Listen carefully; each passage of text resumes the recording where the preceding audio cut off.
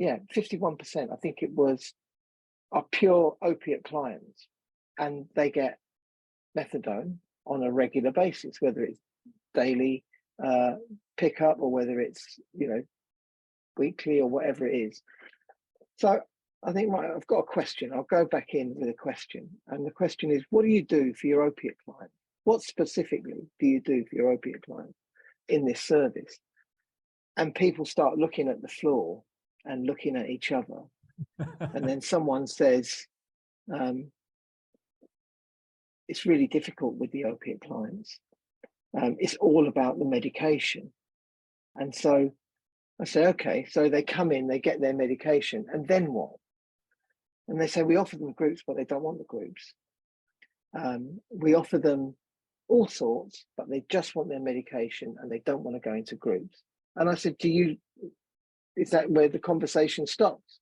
And they said, we don't know what to do. And so we had this, we then had a whole afternoon of what you could do. So I had a prop. The only other thing that I had was a prop, and it was a party pump, you know, like a pump to pump up balloons, and some balloons.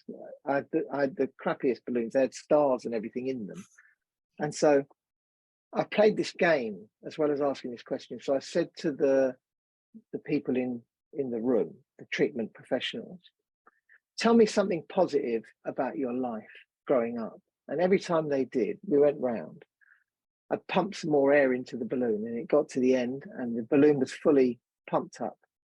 And I said, now, if you're willing, tell me something negative that happened to you in your life, something traumatic or difficult. And we went round. By the end of it, the balloon was nearly completely out of air. Because every time we heard a negative or a traumatic event or something, I let a bit of air out. And I said, so when you're in this state, what would you say if someone offered you help? You know, how do you feel in this state? And they said, you know, I'm confused, I'm angry, I'm resentful.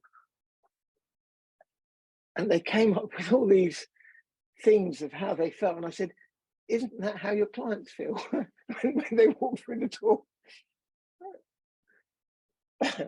Sorry. Isn't that how your clients feel when they walk through the door? They're angry and they're resentful. And if you offer them help, they'll say, go away. I don't want anything to do with you. Just give me my medication and let me get out of here, sort of thing.